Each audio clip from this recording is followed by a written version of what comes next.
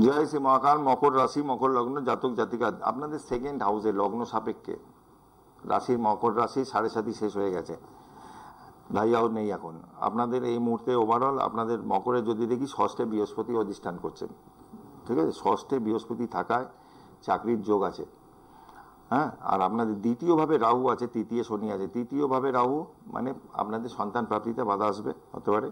আর দ্বিতীয়ভাবে রাহু থাকায় খরচাটা বেশি হবে, নিকট আত্মীয়র সাথে বনিবনার অভাব হতে পারে। এই জায়গাগুলো আমি সতর্ক করে দিচ্ছি, হাতে খরচা ব্যয় কিন্তু একটু হবে। বৃহস্পতি যেরকম ষষ্ঠে আছে, দশমের দৃষ্টি দিচ্ছে, তার মানে চাকরির যোগ আছে। আগামী মে মাস পর্যন্ত এই যোগটা থাকবে। সেই বৃহস্পতি দৃষ্টি দিচ্ছে কোথায়? আপনাদের 6-এ বসে 6, 7, 8, 9, 10, 10-এ দিচ্ছে দৃষ্টি, দ্বাদশে দিচ্ছে, দ্বিতীয় দৃষ্টি দিচ্ছে। দ্বিতীয়ভাবে দৃষ্টি দেওয়ায় তার মানে কি হলো, আপনার রাহু যেরকম দ্বিতীয়ভাবে আপনাকে অতিরিক্ত খরচা করাবে, বৃহস্পতির দৃষ্টি থাকে কিছুটা কম বেশি ইনকামও আপনাকে দেবে।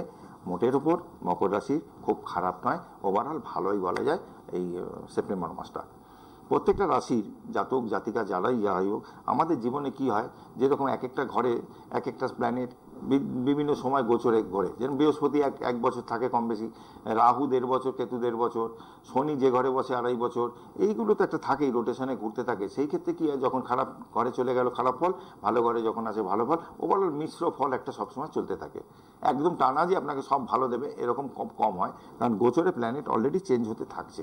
আপনি আপনার কর্মক্ষেত্রে আপনি কাজ করে যাচ্ছেন, আপনার অজান্তেই ঘর কিন্তু শিফট হতে থাকছে। ভালো থাকবেন। তবুও বলবো যে আপনি পুজো পাঠের মধ্যে থাকবেন। একটু ধনুরাশির জাতক জাতিকারা যারা একটু ঠাকুর ভক্তি হয়, তাদের ঈশ্বরের ভক্তি থাকে, তাদের দয়া মায়া থাকে, তারা একটু পুজো পাঠের মধ্যে থাকবেন, তারা আরও ভালো রেজাল্ট পাবেন। জয় মা তারা, জয় জয় তারা। আর মকর রাশি যারা, তাদেরকে বলবো যে আপনারা শনিবার দিনকে একটু মাছ মাংস অ্যাভয়েড করবেন। মকর রাশি বিশেষ করে, কুম্ভ রাশি, মকর রাশির জাতকরা, তাদের শনির কৃপা তাদের উপর থাকে, খুব ভয় পাওয়ার কিছু নেই। আপনারাও নিয়মিত একটু পুজো পাঠের মধ্যে থাকুন। আর স্নান করে আপনি তুলসী গাছ যেটা আছে, তামার ঘটির জলটা খেতে পারেন ঘুম থেকে উঠেই।